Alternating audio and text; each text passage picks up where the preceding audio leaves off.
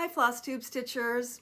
Well, I promised you a vintage quilt based on our conversation from last week's video. And this is not the one I thought I was going to bring in, but it's the one I found. I mistakenly thought they would both be together because they were from the same great-grandmother. But I remembered later that this one I actually had on display in my house and the other one was stored away.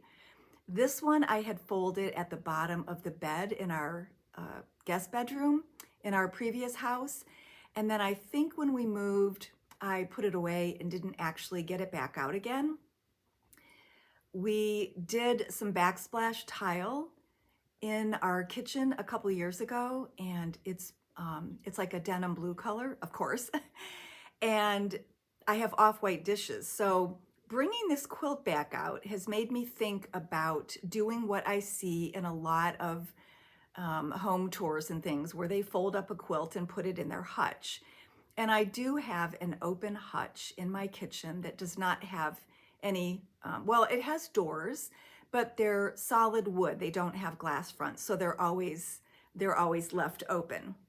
And so I think I'm going to redo that hutch and fold up this quilt and another one that I have and see if I like it with my white dishes. I'm going to completely change up the entire hutch, so that might be fun.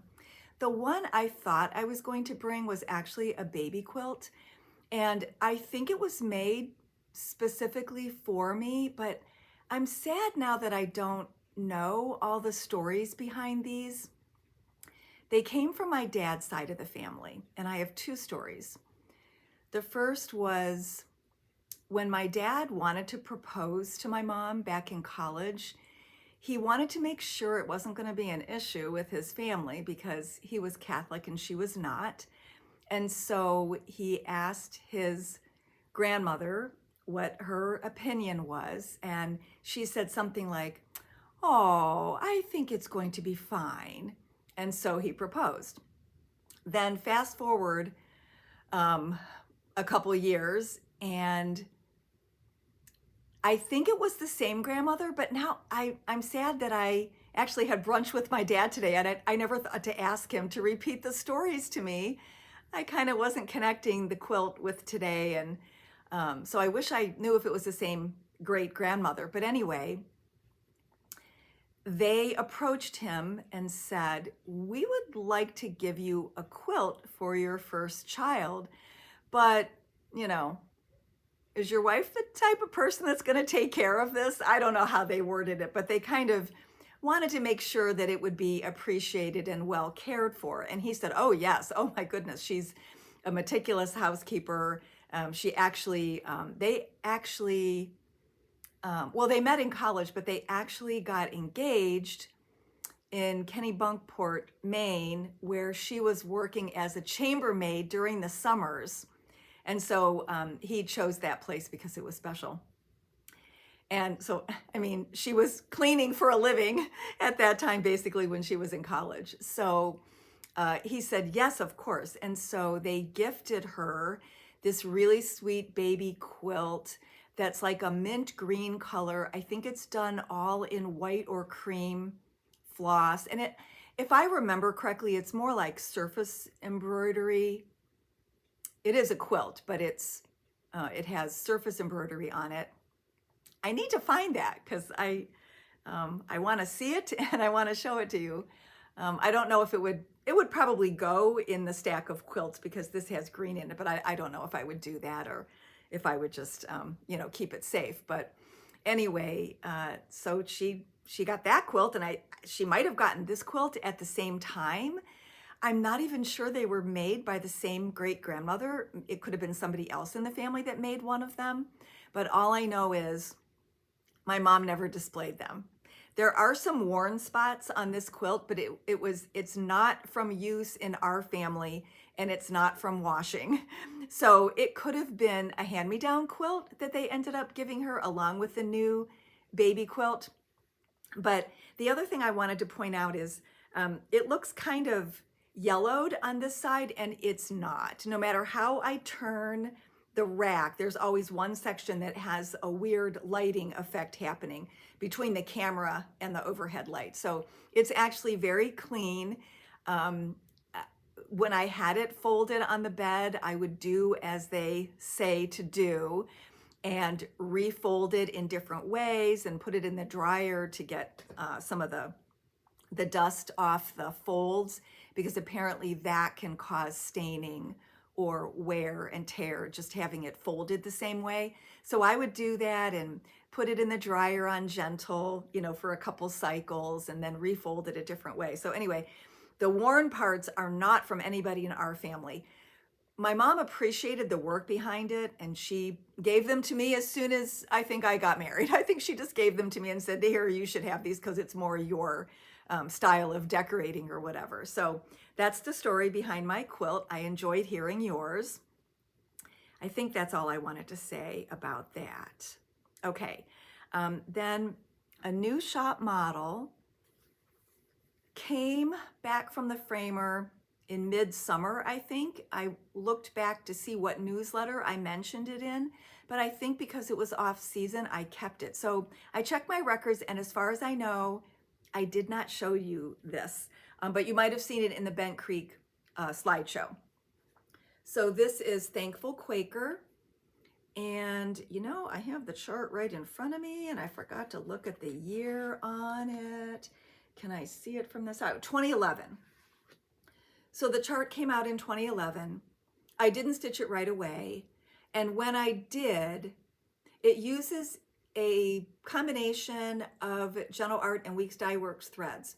And by the time I stitched it, my Gentle Art threads did not match the ones that they used. And I believe I talked about this in a previous video when I was working on this, or when I got it back out to finish it. And there were so many areas that were muddled looking. You could not tell that it was a different color. And so I made a few changes, and I don't even remember what they all were. I know I changed that middle section there. I changed that up there to red so it stood out more. And I changed something in here, I think, to a solid color DMC. So when people buy this pattern now, I tell them to please look at it carefully before you start stitching. And if some of your colors look the same, just eliminate one. I think I eliminated a whole color, but I did have to do some frogging. And I stitched it on, I believe, 32 Floba, which kind of looks like the old Fiddler's Cloth Ada. So I really like the homespun look of it. And my framer was a little disappointed that the frame came 1/4 of an inch too big, and she checked her records and she knows what she ordered, and she knows what came.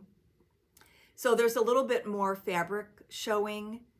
Well, it's probably more than 1/4 of an inch because it was 1/4 like on each side. So anyway, not as much fabric was supposed to show. And she asked me if I wanted her to reorder the frame, and I'm like, no, no, it's fine, because there's no absolute rule for how much space you leave. I know in samplers or things with borders, you often come close to it. What else was I going to say about that? Oh, you typically should not have the same amount of space showing as you do width of frame, because it looks odd, and this is close to it. So we could have added a fillet, but there's already an interesting edge to the frame. So I said no. There's no hard and fast rule for how much, and I didn't want her to waste a frame, or for us to have this sitting around waiting for another use for it. So anyway, I'm pleased with the way it turned out. The little buttons come in the chart, and this is actually going to be the gift this week. In fact, I'm going to give you this, and then I'm also going to give this because they sent this free in the last automatic. And I already knew what I was going to give away that time, and I wasn't sure. So I thought, oh, well, this works out great because I'll give both of these. Whether you celebrate Thanksgiving or not, turkeys are turkeys. You could leave off the words, whatever. And the "Oh, come ye thankful people come" is a Bible verse. So, I mean, it doesn't necessarily have to be for Thanksgiving. I think the turkey's cute though, but anyway, I didn't want to leave anybody out, but I just thought it was perfect timing since I was showing that and they sent this free and it's Thanksgiving coming up in a couple weeks. Okay, that's that. Then, oh, you know what? I might as well tell you, Danette Rowe was the winner of last week's while we're talking about giveaways. So she's going to get these two, or if she already has these, she can tell me two other of the primrose quilt patterns. Okay, that gives me some more space here. All right, then if you follow me on social media, you know that I started Erin Elizabeth Designs Believe. And I've had to order this a couple times because it was very popular. The original was done on Haunted. It says 18 count Ada, but the size on the back has it figured out for 14. So I'm not really sure. I guess I would have to know what size hoop it was in to know what the original was really done on. But I didn't have Haunted, but I knew that I would have, you know, some kind of blue or green that I would like that would go with my decor. And I chose 28 Nocturne Lugana from Picture This Plus because I already had it in, not in my stash, in my shop. And two customers had just used this for something, and I thought, oh yeah, that'll be perfect for this. The white shows up nicely against it, so that represents a couple nights' work. And my thoughts were to use a white that I didn't have to strand. So I thought about my number 12 pearl cotton that I had done a previous project in. I also thought about my sulky white. And you know what? I couldn't find either one of those like quickly.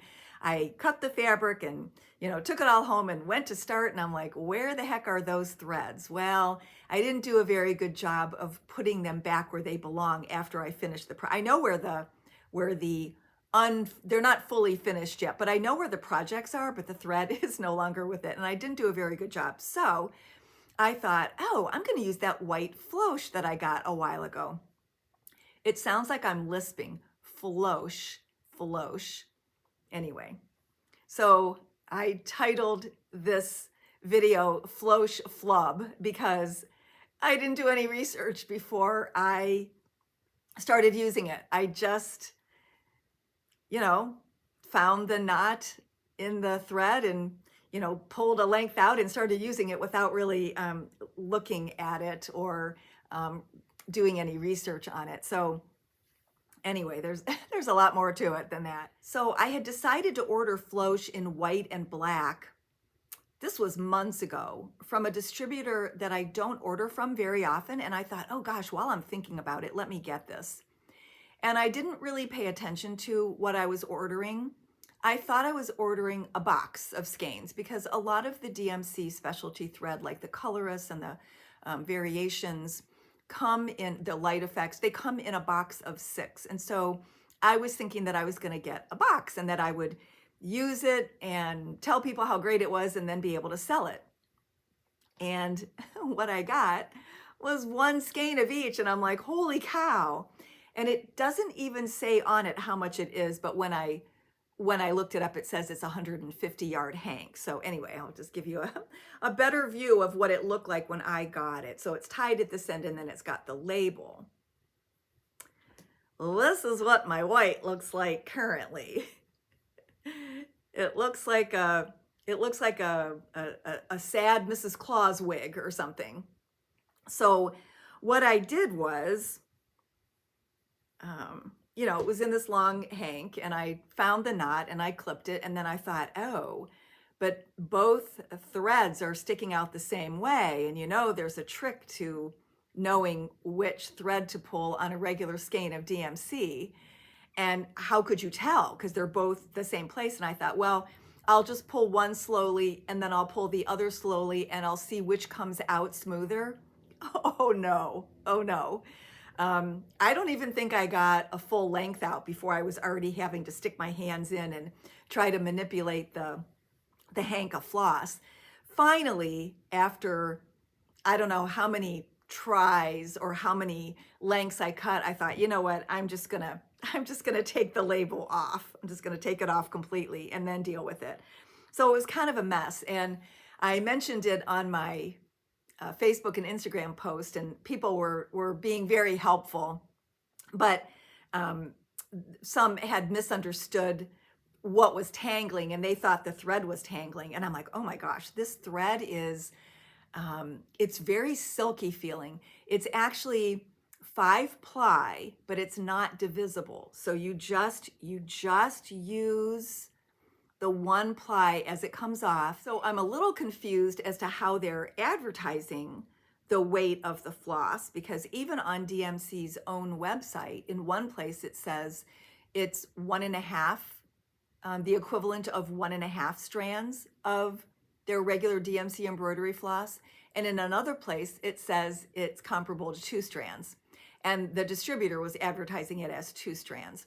So I knew that this would be enough for the 28 Lugana, because it's Picture This Plus, and their fabric is, you know, highly shrunk. So I knew that it would cover well. Anyway, people were giving me tips for how to handle the tangled thread, but the thread wasn't tangling. It stitches really smooth.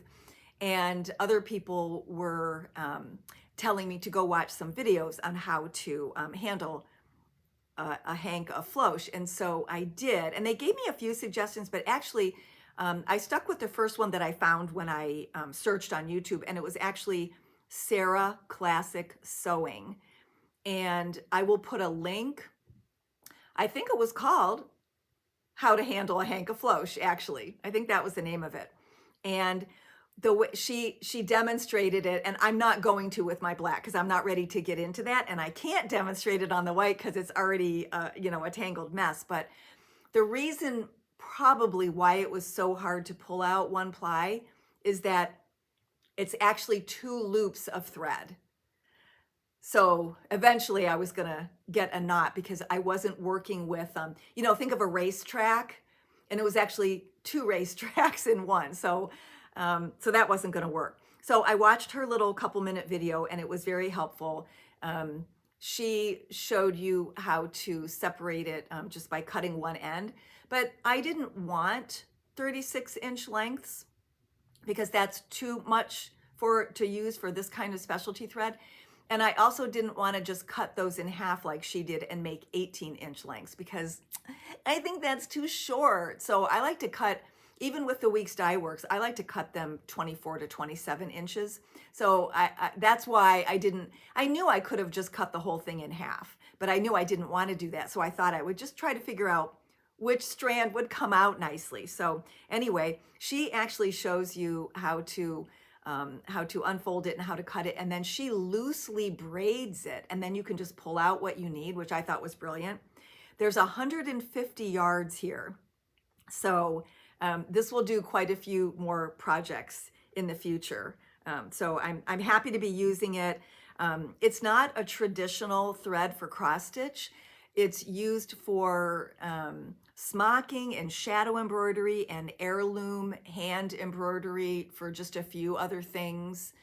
But I've heard it over the course of me owning the shop. I've heard of Floche, and I've heard of other people using it for stitching. So it was kind of time that I tried it. So this was a good project for it. I think that's all I wanted to say about that.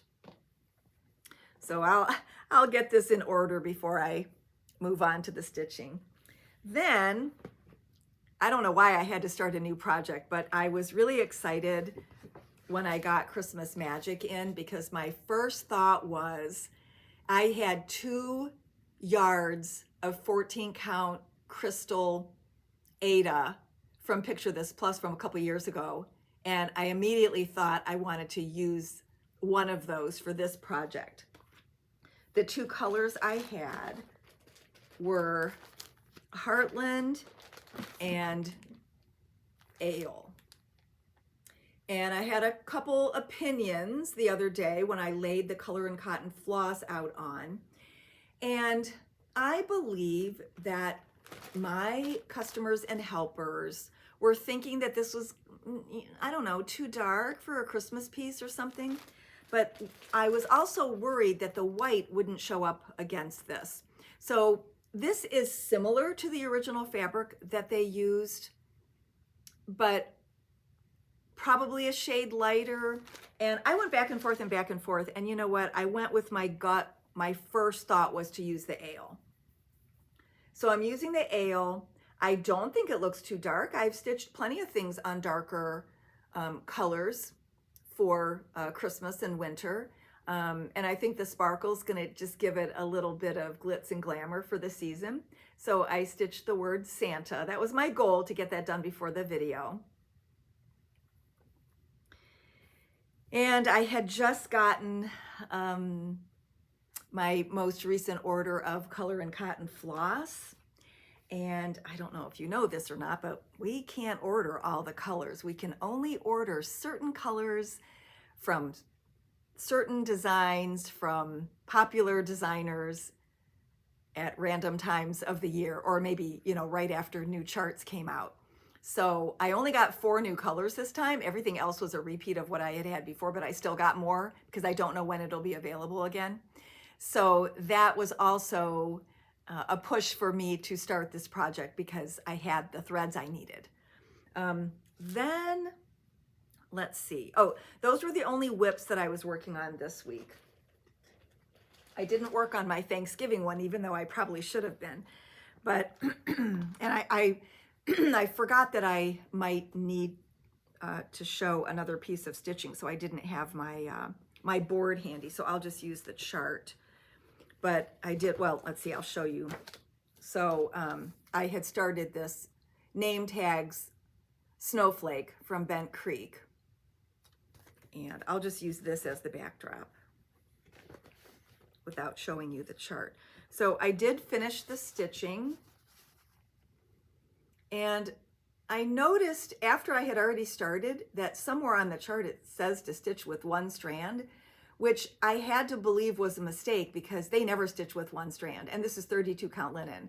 And there are so many other things that they have designed that they stitch with 2 strands. So I thought, well, I don't care. If it was 1, it doesn't matter. I think that the 2, you know, looks fine. So I just kept on stitching. So last time I showed you, I did not have the scarf and the, like the cuff of the hat done, and I didn't have the snowflakes. So that's what I did just recently. And the scarf didn't end up being exactly the same color, even though when I had the skeins next to each other, they looked really good, but I still think it looks okay. And for some reason, I don't have the skein of DMC to show you next to the midnight, but I was gonna use something fuzzy for the scarf. So I chose the midnight, and it looks fine. I'm close up, you can kind of tell, and it goes together.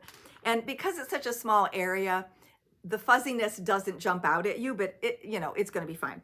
So then I did the French knots in 1 strand because I tried them in 2 and they were just too bulky for the space.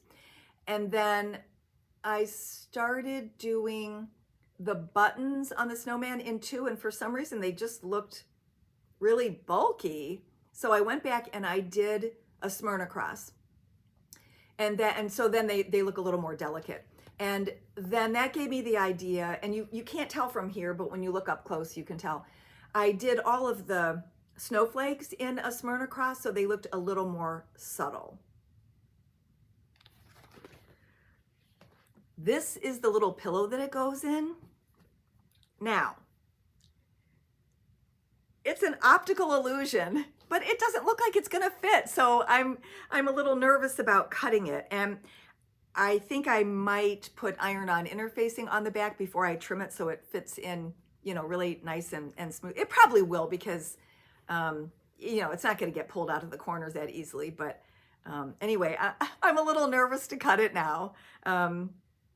And there's no way to tell because by the time you fold up all the fabric, it doesn't fit under the corners. So I'm just gonna have to trust that this was the fabric that was supposed to be in there and that it is going to fit. So we'll see how that goes. Okay, so next week I am doing another video. I'm not sure what day because we have dinner plans on Sunday. It might go up on Saturday night, or I might do it on Saturday and then post it earlier on Sunday, but I am planning on doing one before Thanksgiving weekend. And then I will film our Thanksgiving and my decorating and the food and all the good stuff. And if I get that video done in a timely manner, I will show that the Sunday after Thanksgiving. I didn't tell you how to enter the drawing for the 2 Bent Creek charts. So I guess I kept you hanging and you had to watch the whole video. Tell me, and again, this is if you celebrate Thanksgiving, and if you don't celebrate it, just say you don't celebrate it. And if you still want to be in the drawing, just put Thanksgiving someplace in your comment. But tell me, what dish could you not leave off of the Thanksgiving table? Thanksgiving meal is my favorite of the entire year. It would be my last meal of my life. It would be my only, I love everything about it, and I never know when to cut back. And I told my sister-in-law that I was gonna be more chill this year and scale it back, and because they're leaving right away and they don't need the leftovers because they're going out of town.